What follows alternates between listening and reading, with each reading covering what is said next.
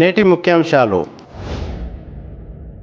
2024 డిఎస్సిలో ఉద్యోగం సాధించిన రజక బిడ్డలను ఘనంగా సన్మానించిన నియోజకవర్గ రజక ఉద్యోగ ఉపాధ్యాయ సంఘం ప్రతినిధులు. అనుమతి లేని పాఠశాలలపై చర్యలు తీసుకోండి యుఎస్ఎఫ్ఐ విద్యార్థి సంఘం నాయకులు దీపక్ రెడ్డి. తాండూరులో ఘనంగా వాల్మీకి జయంతి పాల్గొన్న మున్సిపల్ చైర్మన్. దామర్చేట్ భవానీ మాతా దేవాలయంలో 251 ముత్తైదువుల పాదపూజ. సిటీ కేబుల్ వార్తలకు స్వాగతం. వార్తలు చదువుతున్నది మఠం నిరంజన్. తాండూరు నియోజకవర్గ రజక ఉద్యోగ ఉపాధ్యాయ సంఘం ఆధ్వర్యంలో డిఎస్సి 2024లో ఉత్తమ ర్యాంకు సాధించి ఉపాధ్యాయ వృత్తి చేపట్టిన ఉపాధ్యాయులను ఘనంగా సన్మానించారు. గురువారం హిందీ పండిత్ రజక ఉద్యోగ ఉపాధ్యాయ సంఘం గౌరవ అధ్యక్షుడు సుధాకర్ సార్ ఇంట్లో నిర్వహించిన కార్యక్రమంలో రజక ఉద్యోగ ఉపాధ్యాయ సంఘం అధ్యక్షులు ఐనేలి శ్రీనివాస్, తింబైపల్లి శ్రీనివాస్ మరియు కమిటీ సభ్యులచే ఘనంగా సన్మానించారు. ఈ సందర్భంగా రజక ఉద్యోగ ఉపాధ్యాయ సంఘం నాయకులు నాగప్ప, మోహన్ తదితరులు మాట్లాడుతూ రజక ఆణిముత్యాలుగా వర్ధిల్లాలని, ఉద్యోగం సాధించిన హరీష్ కుమార్, భరత్, సందీప్, నరేందర్ మరియు లైబ్రేరియన్ బాధ్యతలు చేపట్టిన మహేష్ లకు వారి తల్లిదండ్రులకు ఘనంగా సన్మానించారు. వారి తల్లిదండ్రుల ఆశీస్సులచే రజక బిడ్డలు ఉద్యోగాలు సాధించారని, రజక కులానికి మంచి పేరు తేవాలని కోరారు. ఈ కార్యక్రమంలో నియోజకవర్గ రజక ఉద్యోగ ఉపాధ్యాయ అధ్యక్షులు ఐనేలి శ్రీనివాస్ తో పాటు గౌరవ అధ్యక్షులు సుధాకర్, ప్రధాన కార్యదర్శి తిమ్మైపల్లి శ్రీనివాస్, మాజీ నియోజకవర్గ అధ్యక్షులు నాగప్ప, మాజీ జిల్లా ఉపాధ్యక్షులు Mohan, committee advisor doctor Naresh, ఉపాధ్యక్షులు రమేష్, కోశాధికారి రాములు, కార్యదర్శి వెంకట్, సంతోష్, కమిటీ సభ్యులు రాజేష్, శ్రీనివాస్, విజయ్, సన్మాన గ్రహీతల తల్లిదండ్రులు, బంధుమిత్రులు తదితరులు పాల్గొన్నారు. నిజంగా అభినందనలు తెలియజేస్తూ, ఇదే రకంగా మీరు భావి భారత పౌరులని తీర్చిదిద్దేటటువంటి కృషి మీ ముందు మీ భుజస్కంధాలపై ఉందన్నట్టు తెలియజేస్తూ, మీరు మీ పాఠశాలని ఆ యొక్క గ్రామాన్ని అభివృద్ధి చేయడంలో, అలాగే రజకుల అభివృద్ధి లోపల ఎప్పుడు కూడా ముందుండాలని తెలియజేస్తూ ఈ అవకాశాన్ని ఇచ్చినటువంటి పెద్దలకి నమస్కారం తెలియజేస్తున్నాను.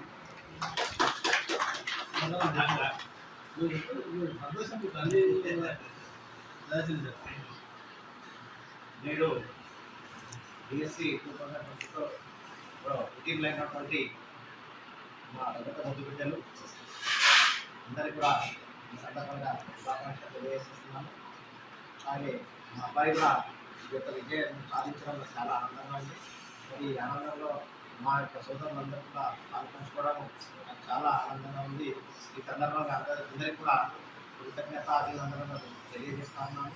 మరి ఈ విధంగా అయితే ఇక్కడ శ్రీనివాస్ సార్ అన్నట్టు విద్యాభివృద్ధిలో చక్కటి పాత్ర పోషించి, ఎందుకంటే యువకులు చాలా మీకు 40 ఏళ్ళ సర్వీసు చేసేటువంటి అవకాశం ఉంది. కాబట్టి విద్యాబుద్ధులు నేర్పి విద్యార్థులను భావి భారత పౌరులుగా తీర్చిదిద్దాలని ఈ సందర్భంగా అందరికీ శుభాకాంక్షలు తెలియజేస్తూ, మరి అలాగే ఈ యొక్క రజక సమాజంలో మంచి పాత్రను వహించి మన సమాజాన్ని అభివృద్ధి పథంలో నడిపించాలని ఈ సందర్భంగా తెలియజేస్తూ, ఇక ముందు కూడా ఈ సమాజానికి మేమున్నాము, సమాజానికి తోడు పడతామని మీరందరూ కూడా యువకులు ఐకమత్యంతో ముందుకు సాగి మన యొక్క రజక సంఘాల అభివృద్ధిలో పాల్పడాలని, అలాగే మన సమాజాన్ని బాగు చేస్తూ అక్కడ విద్యాభివృద్ధిలో నేర్చుకున్నటువంటి మీరు అక్కడ పేద విద్యార్థులకు మంచి విద్యను అందించేసి భారతదేశ భావిపరులుగా తీర్చిదిద్దుతారని ఈ యొక్క సందర్భంగా మీకు తెలియపరుస్తూ శుభాకాంక్షలు తెలియజేస్తూ,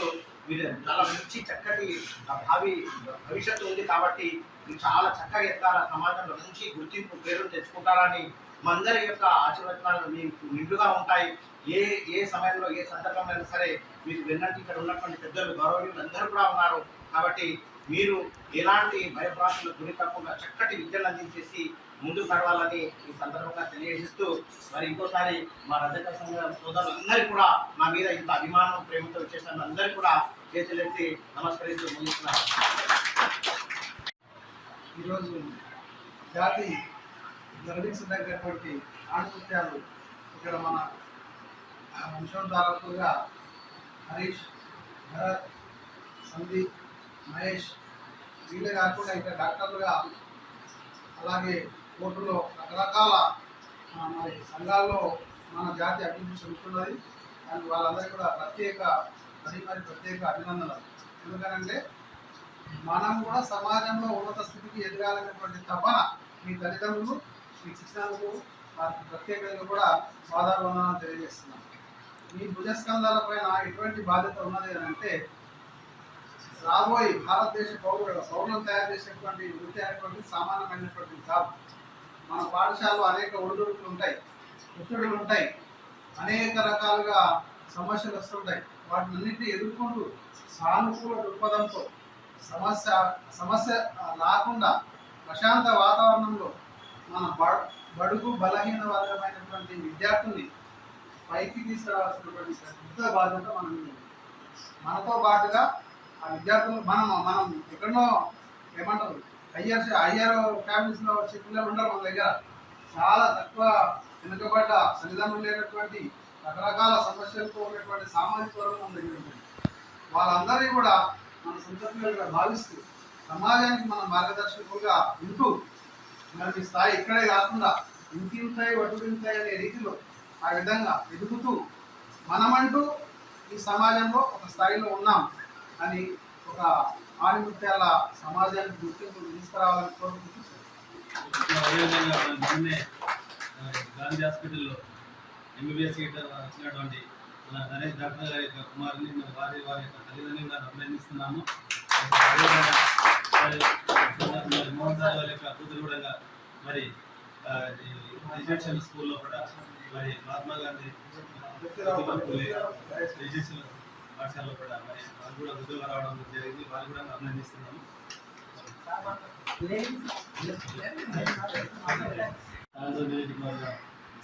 రజక ఉద్యోగ ఉపాధ్యాయ సంఘం ఆధ్వర్యంలో మొన్ననే మరి సీఎం గారి గౌరవ సీఎం రేవంత్ రెడ్డి గారి చేతుల మీదుగా ఉపాధ్యాయులుగా నియామకం పొందినటువంటి మరి భరత్ కుమార్ గారు ఇవ్వండి, సందీప్ గారు కానివ్వండి, మరి మహేష్ గారు కానివ్వండి, హరీష్ గారు కానివ్వండి, మరి అదేవిధంగా లైబ్రరీలు కానివ్వండి, వారి కోట్ల ఉద్యోగం రావడం జరిగింది. మరి ఈ రజక వృత్తి బిడ్డలందరినీ కూడా ఉద్యోగాలు పొందిన సందర్భాన్ని పురస్కరించుకొని మరి నియోజకవర్గ ఉద్యోగ ఉపాధ్యాయ సంఘ ఆధ్వర్యంలో కూడా గౌరవ అధ్యక్షులు మరి శ్రీనివాస్ గారు కానివ్వండి, అనిల్ శ్రీనివాస్, మరి గౌరవ అధ్యక్షులు కుమార్ సార్ గారి ఆధ్వర్యంలో, అదేవిధంగా ప్రధాన కార్యదర్శి హిమాయపల్లి శ్రీనివాస్ గారు, మరి పెద్దలు మరి అందులో మరి మోహన్ సార్ కానివ్వండి, డాక్టర్ గారు నరేష్ డాక్టర్ గారి, మరి మా సోదరుల అందరూ కూడా వాళ్ళ ఇంటి దగ్గరికి వెళ్ళి వాళ్ళ తల్లిదండ్రులను అభినందించి ముఖ్యంగా వాళ్ళ తల్లిదండ్రుల యొక్క ప్రోద్బలం వల్లనే, వాళ్ళ యొక్క ఆశీర్వచనాల వల్లనే మరి వాళ్ళ ఉద్యోగాలు సాధించడం ఈయనని తెలియజేసుకుంటూ మరి రజక ఆణిముత్యాలు మరి మన యొక్క జాతిలో వెనుకబడినటువంటి వాళ్ళని కూడా మరి వాళ్ళని పైకి తీసుకురావడం కోసం మన ప్రయత్నంగా చేసుకుంటూ మరి మనం ఏదైతే వృత్తిలో ఉన్నామో ఆ వృత్తి కూడా న్యాయం చేసుకుంటూ మన వారి కూడా పైకి తీసుకురావడం కోసం అందరూ మనం కృషి చేయాలని కోరుకుంటూ పేరుగా ధన్యవాదాలు. తాండూరులో అనుమతి లేని పాఠశాలలపై చర్యలు తీసుకోవాలని యుఎస్ఎఫ్ఐ జిల్లా అధ్యక్షులు దీపక్ రెడ్డి డిమాండ్ చేశారు. గురువారం తాండూరు పట్టణంలోని శాంతినగర్లో గల అల్మాస్ ఇంటర్నేషనల్ పాఠశాల ముందు మాట్లాడుతూ అల్మాస్ ఇంటర్నేషనల్ పాఠశాలకు ఎలాంటి అనుమతి లేదని, సిబిఎస్ఈ సిలబస్ అంటూ విద్యార్థుల జీవితాలతో చెలగాటమాడుతున్నారని విమర్శించారు. పాఠశాలకు ఇప్పటికే విద్యాధికారులు 2 సార్లు నోటీసులు ఇచ్చి చేతులు దులుపుకున్నారని విమర్శించారు. రాజకీయ అండదండలతో అల్మాస్ పాఠశాల నిర్వాహకులు విద్యాధికారులపై ఒత్తిడి తెస్తూ పాఠశాలను కొనసాగిస్తున్నారని అన్నారు. రాష్ట్ర మరియు కేంద్ర ప్రభుత్వాల అనుమతి పాఠశాలకు లేదని అన్నారు. పాఠశాల ముందు నీరు నిలిచినా విద్యార్థుల రాకపోకలకు ఇబ్బందిగా ఉన్న యాజమాన్యం పట్టించుకోలేదని అన్నారు. కనీస మౌలిక వసతులు లేకుండా కొనసాగిస్తున్న ఈ పాఠశాలపై చర్యలు తీసుకోవాలని, ఇక్కడి నుండి పాఠశాలను తరలించాలి లేదా అనుమతులను తీసుకోవాలని డిమాండ్ చేశారు. ఈరోజు తాండూరు పట్టణంలో ఉన్నటువంటి అపెక్స్ పార్క్ పక్కన అల్మాస్ స్కూల్ ఏదైతే నడుస్తుందో నర్సరీ టు 5th క్లాస్, ఇక్కడ చూసినట్లయితే అల్మాస్ స్కూల్ ఇంటర్నేషనల్ స్కూల్ అని ఉంది. కనీసం ఎటువంటి పర్మిషన్లు, స్టేట్ పర్మిషన్ కానీ సిబిఎస్ సిలబస్ అని ఎటువంటి పర్మిషన్లు లేకుండా స్కూల్ నడుపుతుంటే ఇక్కడ ఉన్న ఎంఈఆర్ నిద్రపోతున్నారా, అధికారులు అమ్ముడు పోయి విద్యార్థుల జీవితాలతోటి చెలగాట మారుతున్నారు. కానీ ఇక్కడ తక్షణమే స్పందించి అధికారులు ఈ స్కూల్ని సీజ్ చేయాలి. ఎందుకంటే విద్యార్థులు ఒకవేళ రేపు పాస్ అయ్యి సర్టిఫికెట్లు కానీ బోనఫైడ్లు కానీ అడిగితే వాళ్ళు ఎక్కడ తీసుకోవాలి? రాష్ట్రం యొక్క విద్యా హక్కు చట్టం ప్రకారం ఈ స్కూల్కి ఎటువంటి అనుమతులు లేవు. అదేవిధంగా ఇక్కడ ఉన్న ఎమ్మె గారు గత కొన్ని రోజుల క్రితమే 2 నోటీసులు ఇచ్చారు. 2 నోటీసులు ఇచ్చిన తర్వాత వీళ్ళు ఏమన్నారు అంటే దసరా తర్వాత మేము ఈ స్కూల్ కాల్ చేసి పాతది ఎక్కడైతే ఉందో అక్కడ వెళ్ళిపోతామని చెప్పారు. కానీ ఇక్కడ అదే కాకుండా అధికారులు అమ్ముడు వేరు అని స్పష్టంగా కనిపిస్తుంది. ఎందుకంటే ఒక్కసారి రాతపూర్వకంగా ఇచ్చినాక 4 రోజులు అయినాక దసరా ఈరోజు స్టార్ట్ అయ్యి ఇన్ని రోజులు అయినా కూడా అధికారి వచ్చి ఇక్కడ వచ్చి సీజ్ చేయకుండా ఆయన ఇష్టానుసారంగా బిజీ ఉంటూ అదే ఇక్కడ యాజమాన్యాన్ని తొత్తుగా వత్తాస్తూ వలుకుతూ ఎంఈఓ నిద్రపోతున్నాడు కనిపిస్తుంది. అదే విధంగా తక్షణమే ఈ స్కూల్ సీజ్ చేయకపోతే డిఏ కార్యాలయం కానీ కలెక్టర్ ఆఫీసు ఎదుటిన పెద్ద ఎత్తున ఆందోళన చేస్తామని ఈఎస్ఎఫ్ఐగా హెచ్చరిస్తున్నాం. అదే విధంగా ఇక్కడ స్కూల్ యొక్క అనుమతి ఎటువంటి లేకుంటే కూడా కనీసం స్కూల్కు గ్రౌండ్ లేదు, ఫైర్ సేఫ్టీ లేదు, ఎటువంటి అనుమతి లేకుండా స్కూల్ ముందు ఇలా గుర్తుంటే స్కూల్ పిల్లలు ఎలా స్కూల్లోకి వెళ్ళి క్లాస్ రూమ్లో కూర్చుంటారు.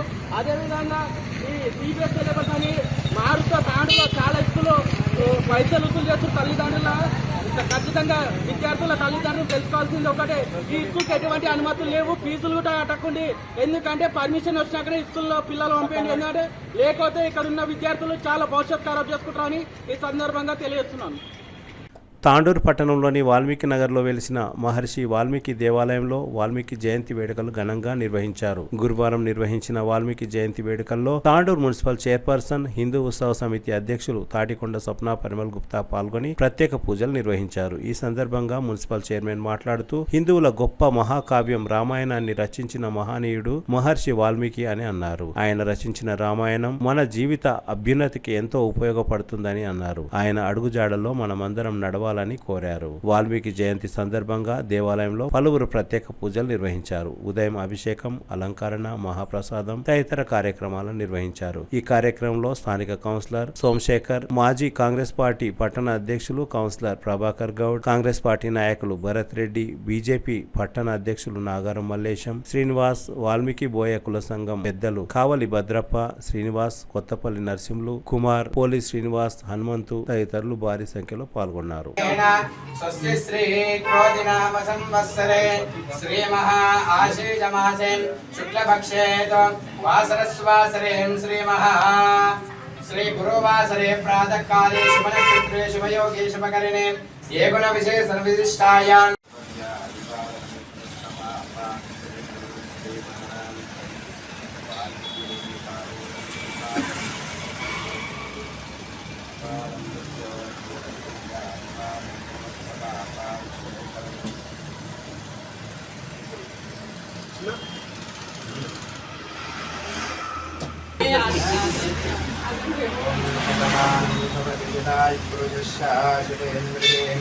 आयुर्वेन्द्रिये प्रतिष्ठते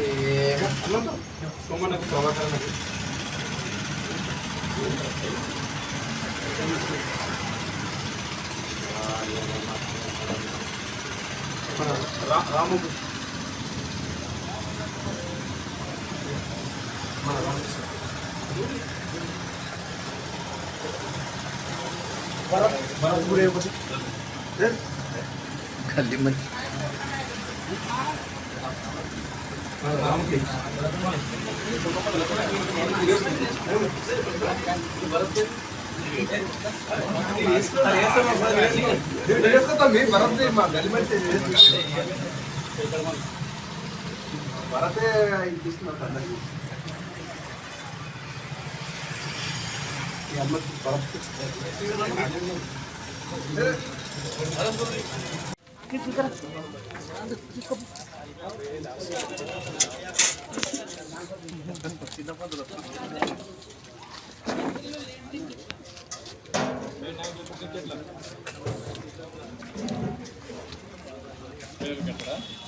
వాల్మీకి జయంతి సందర్భంగా ప్రతిభ ఉన్నత పాఠశాల భాష్యం కళాశాల డైరెక్టర్ పర్యాద రామకృష్ణ మాట్లాడుతూ రామాయణ మహాకావ్యాన్ని మనకు అందించిన ఆదికవి మహర్షి వాల్మీకి అందరికీ ఆదర్శం అని, ఆయన అడుగుజాడల్లో ప్రతి ఒక్కరూ నడవాలని సూచించారు.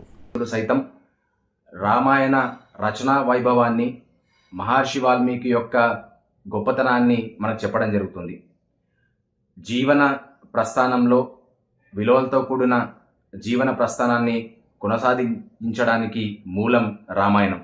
అలాంటి గొప్పనైన మహాకావ్యమైన రామాయణం రచించినటువంటి మహాకవి ఆదికవి మహర్షి వాల్మీకి.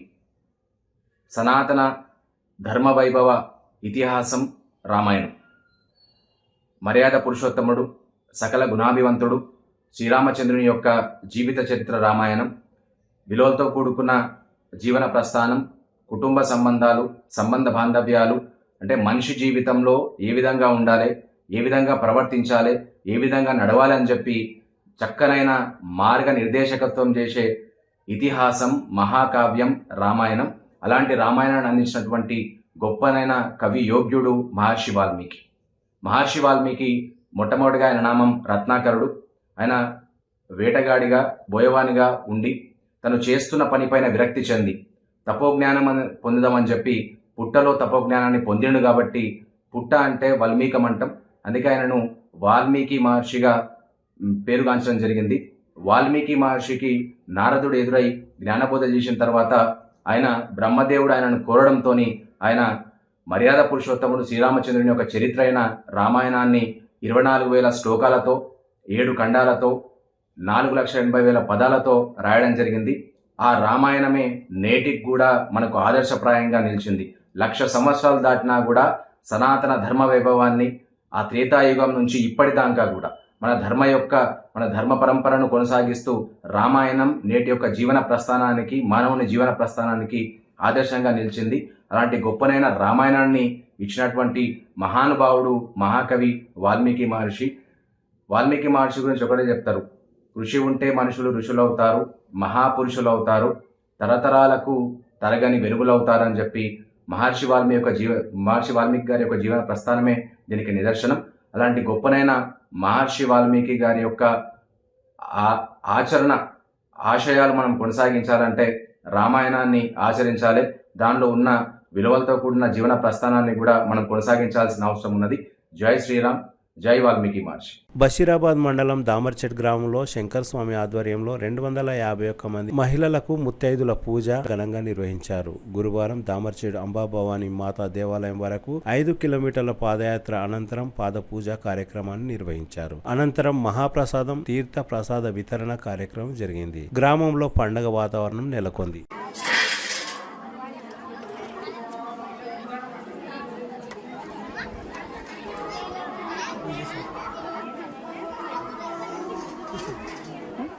ఇంకా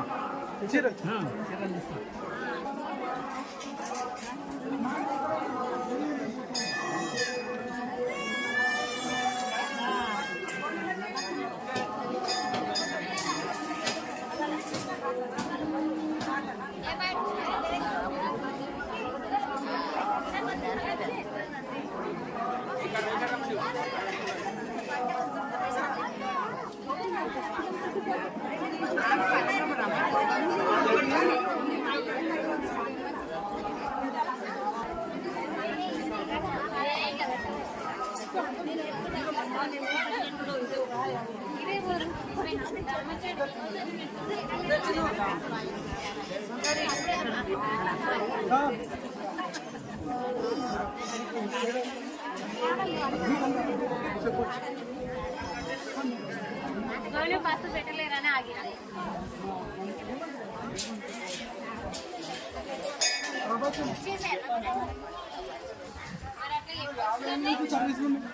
చెప్పడానికి కూర్చున్నారు.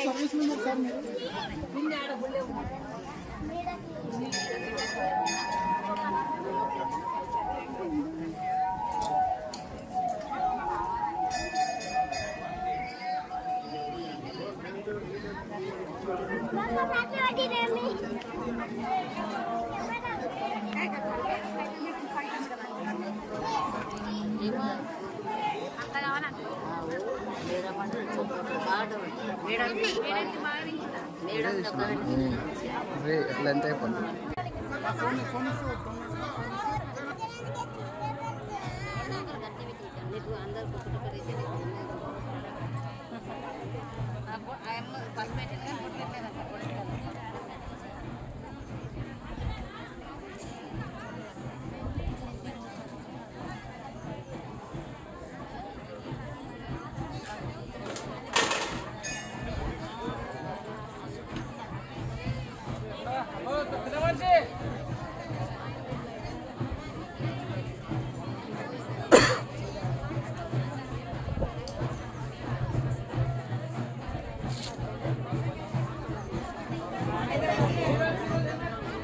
దృశ్యము, కని విని ఎరగనటువంటి దృశ్యం మనం ఇప్పుడు చూస్తున్నాము.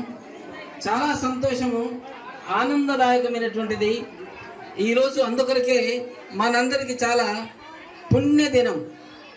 ఇంతమంది ఇక్కడ